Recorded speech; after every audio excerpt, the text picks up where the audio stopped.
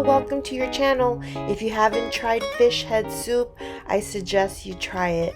Why? Because the head is the tastiest part of the fish. Direct from my tiny little kitchen in New York. Here I am making a soup. I usually put in whatever I have. I'm not following any particular recipe, but trust me, this recipe that I came up with today is so good. You guys have to try it. First thing I'm gonna do is toast some of these items in a pan. Don't add any grease or fat to your pan. We're gonna dry toast all of this stuff here. I got some tomato, some small white onions, green bell pepper. It's just a piece, just what I had left over from the other day. A couple of serrano peppers, green onions, dried chile puya, and garlic.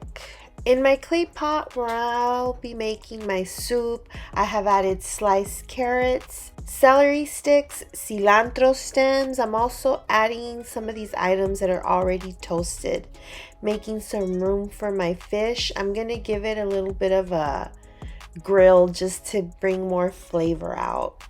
Makes a big difference when making the soup, but the flame has to be on high. You only grill it a little tiny bit just to bring out the flavor. You don't want to do it too much because as you can see, it falls apart. So you just have to do it a little bit and out it goes. Once you're done grilling the fish heads, you want to grill the onion in there. This way you pick up all the fish flavor. Once my fish is grilled, I like to put it on a plate and cover it because juices will come out of the fish heads and I want to put that back in the soup. Grind the garlic that you toasted, put it back in the pan, mash it up with a little bit of oil of your choice, brown it a little. I'll put in a little bit of achiote in here by grinding it, and make sure that you don't burn your achiote, your garlic, or your dried chiles because they will give your food a strong bitter taste. I have some vinegar left over from my jalapeno peppers. I'm going to sizzle some in. It'll help unstick the garlic and the achiote. Plus, it's going to give it a really nice flavor. Adding your tomatoes, mash them in. I like mashing them like this sometimes, and it's not just because I want to save myself from cleaning the blender. It actually gives the soup a different texture that I really like. When the tomatoes change color, it's time to transfer them to your pot.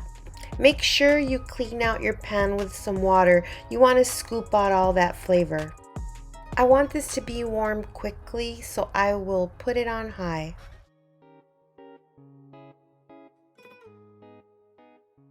It's time for herbs, marjoram, thyme, and bay leaf.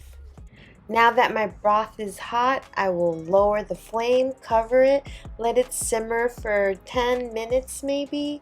I just want the carrots to become tender before I put in the fish because the fish cooks super fast. Here goes the fish. Hello, fish. Please do not fall apart on me. I'm not going to move it that much. Just, kind of move the broth around it, but not the fish because it will fall apart. Clay pots don't always have a great seal. Notice how I put this napkin to create one. Before putting it on there, I wet the napkin, roll it up tightly, and fix it around the lid. Adding your chiles whole like this help you control the heat and the flavor of your soup. Now you could kind of adjust it and squeeze some of the heat of the chiles out. You can taste it for salt. My fish is cooked now, so I'm adding the spinach, bell pepper, and green onions. It's almost ready. Quickly cover your pot, turn off the flame, cover it again, let it cool before you serve. And now I'm gonna serve it.